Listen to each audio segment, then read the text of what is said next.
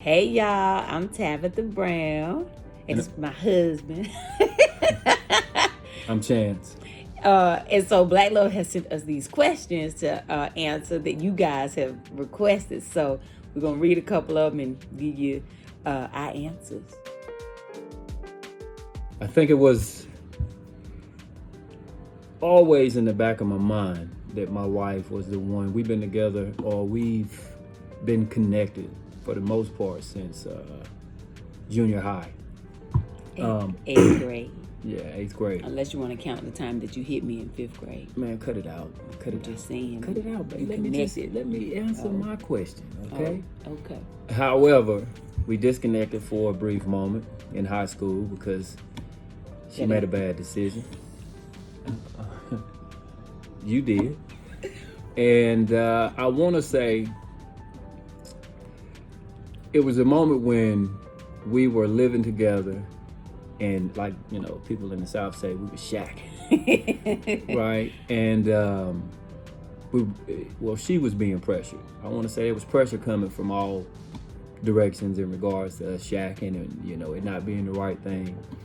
And us going to a wedding, and me asking her after all this pressure, hey, you don't want to get married anymore? And because she didn't say anything to me. She hadn't said anything to me in a while in regards to getting married, and it was noticeable. And her response to me was, I really don't care about getting married as long as I'm with you. And that meant the world to me, because my wife was raised in an environment, or was being pressured by the person or the people that she loved the most, that she was doing something wrong. I didn't come from an environment where people got married, and I didn't really understand the blessing in marriage. And it was more so about companionship and us just being together, more so at that moment. And I was young and I didn't get it, but the fact that she was willing to be there with me in that learning process, and have patience with me and go against all of the pressures, it was at that moment that I knew. Well, I knew when I woke up in the middle of the night.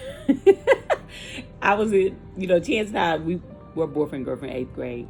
I broke up with him. That's what he always told me, I made a bad decision. When it was time to go to high school, because my sister Tasha told me, she said, it's a lot of boys in high school, you don't want no boyfriend. So I told him, my sister told me it's a bunch of boys in high school, so we're going to have to break up. And he hated me in high school, honey. He hated me. He was mad at me. Mm-hmm. Rightfully so. Mm-hmm.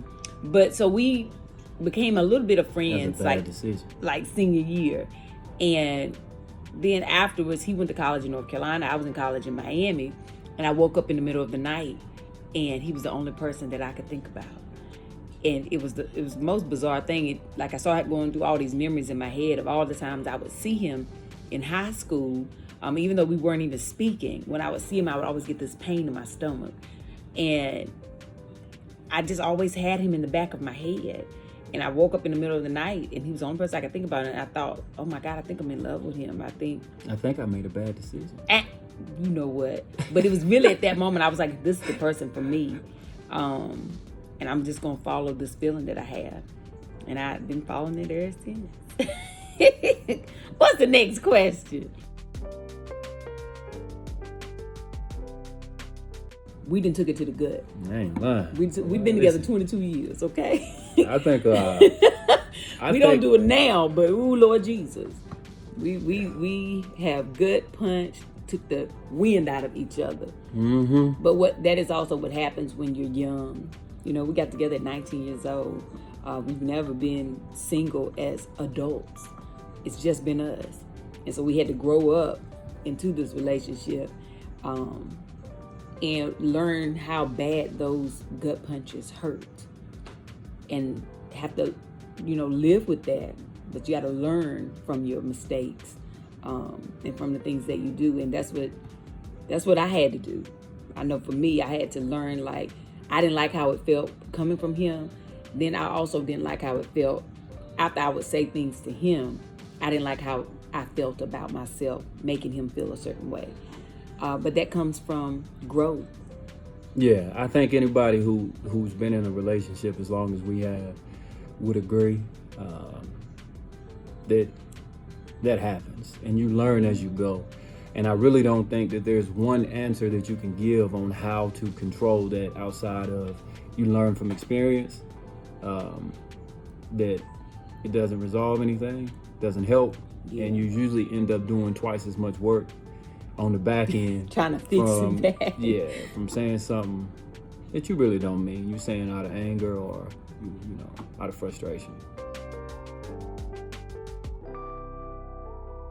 The one in particular that always comes to mind, because I get this question a lot from a lot of my guy friends as well.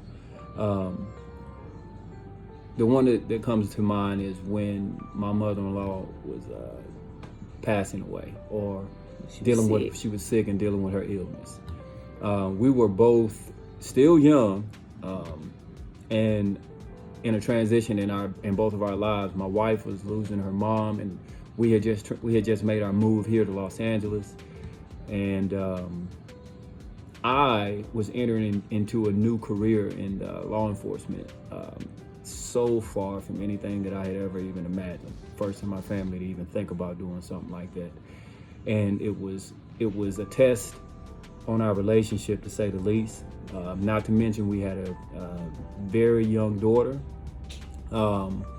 And that growing process that we weren't allowed to have, that we recommend that most people in their 20s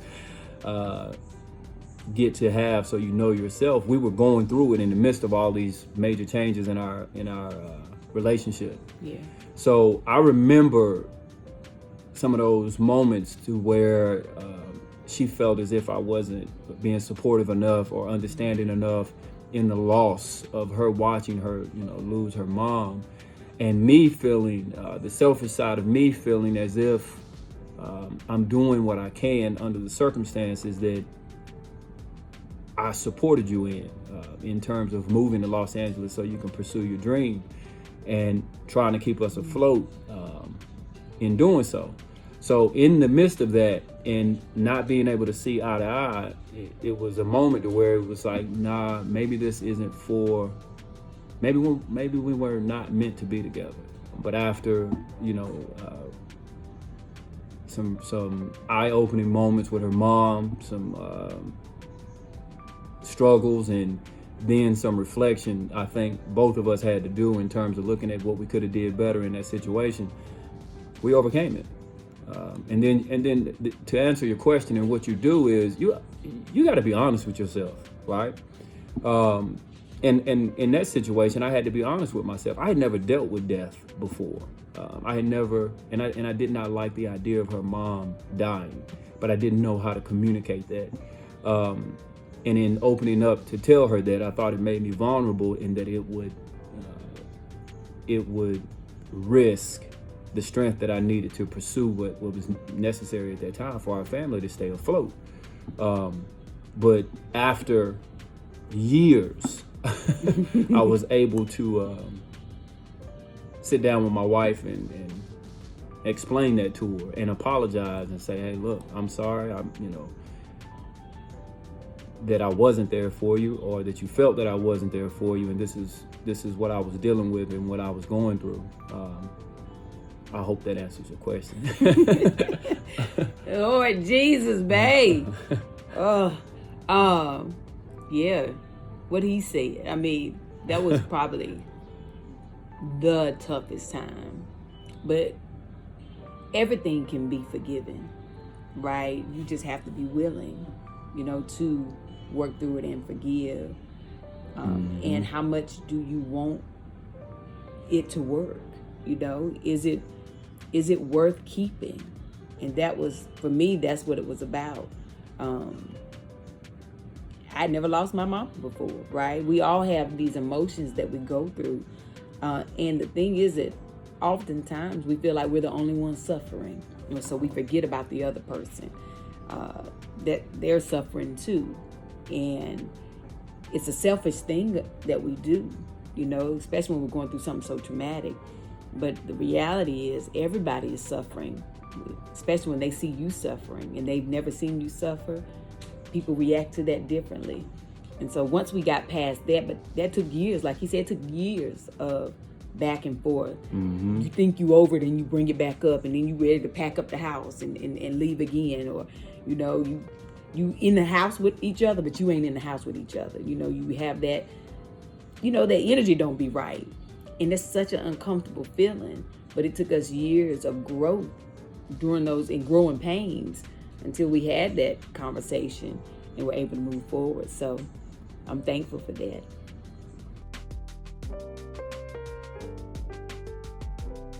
Listen, I know Chance gonna probably say this too, but even in our worst of worst times, right? I see him as the best. Like, I see him better than he sees himself, right? That's kind of how I see people, period. I always look for the good in everybody, okay? So no matter what I got going on, like, I'm going to be his biggest cheerleader. Like, oh, babe, you can do whatever you want to do. You could, we would have arguments about him not showing up to be his best when I see him better than what he acting. I'm like, oh, babe, you better, you can do more. So I'm just always available to cheer somebody on, but especially my husband, and to just, I think, confirm for him, any idea he has, any time he feels less than he should, I just feel like it's my responsibility to say, you amazing, you great, you strong, you powerful, and you just got to show up for that yourself. But encouragement is everything, and just being present for that person, for your partner. I've always looked at my wife as saying, hey, I got a dreamer, and I'm going to support her. And to me, she is me. She's just an extension of me. So it came very easy for me in terms of the environment. There's not any issues that we haven't resolved, but there's issues that have taken a lot of time to resolve. Most times, if we don't see eye to eye on something, we know how to be respectful in our disagreements. We learned how to do that, and that takes time. Myself. You better preach. Who your wife? She must have told you that. That's good. But no, that's the 100% truth, babe. My marriage has been a blessing, but when you really decide that you're going to have a successful marriage is the day that you decide that you're going to really take a hard look at yourself. Yeah. And when I did that, or when you are forced to do that for whatever reason that you decide that you want to have a successful relationship and that you're going to look at yourself, that's when you realize how little you know, or how much more you need to change, or how impatient you are, or how moody you are, or how much of a mama's boy you are, or how sensitive you are, or how messy you are. I'm talking to somebody. I think I'm talking to a whole lot of men. And women. But that's what I wish that I would have known, and why we always emphasize when people say, would you recommend a young relationship? The age doesn't matter to me, but the more important thing is how much do you know about yourself? Now, you don't need to know everything, because you ain't gonna be able to. We're in our 40s now, and I still don't know everything about myself, but you need to know a couple of simple things about yourself and recognize those things and be able to convey it or express it to your partner, so you're not selfish, so you're not forgetting. And it'll also do you some good to recognize it in each other, so you both know that, listen, we're evolving and growing together. That's great, babe. That's my answer. Whew. Communication, patience, being understanding, and seeing each other and listening to each other. Seeing and listening, they are the best friends, right? They connect. I can see my husband and know when something ain't right, and know that I need to listen in a different way. That's the most important. And I think that is what keeps us happy, and then have fun together. This is my best friend. We cut up, we have fun, and don't take it so serious all the time. Don't take it so serious all the time. And, be open to real conversations. I know I have a lot of female friends or women over the years that I've met who can't have a conversation with their husband talking about another woman, or vice versa. I'm like, so you mean to tell me if you see a beautiful woman yourself, you can be like, oh my gosh, she's so pretty, and your husband can't say that without you getting an attitude?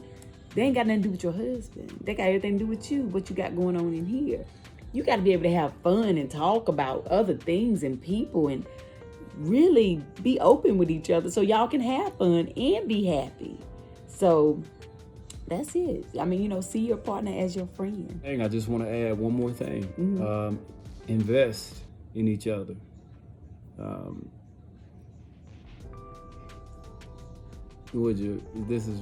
remember when my father-in-law, he was telling me, my daddy, he made a comment about, investing in your household.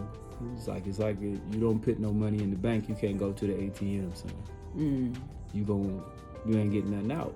So you have to invest into your marriage, invest into your household, if you want any kind of return.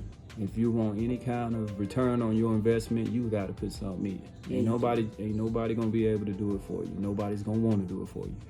So, and don't do it as a loan. You got the loan. You don't own the loan. Okay, you got to pay that back. It's got to be your own earn. That's it. Okay, your own earnings you got to put into it. So, you see how my daddy told you that? See, you listen to my daddy, boy. Man, go. I'm a daddy's girl. Okay, and then every now and then, rub the waves and stuff, rub the hair and stuff. This is an honest to God thing, though. Okay, women, our men have been told somewhere that they always got to be strong, right? And sometimes that is a thing that they don't know how to let go. And so sometimes you got to remind them that they're safe and they're okay with you, and they can be vulnerable and have their moments to just relax. The world is heavy enough, for our men. So when they get home and when they're with you, baby, you got to make them feel like they are safe and that it is okay for them to relax and to be well and to be okay. I think that plays a large part as well. So that's it. I'm Tab, y'all. We Tab and Chance. Love y'all. Bye.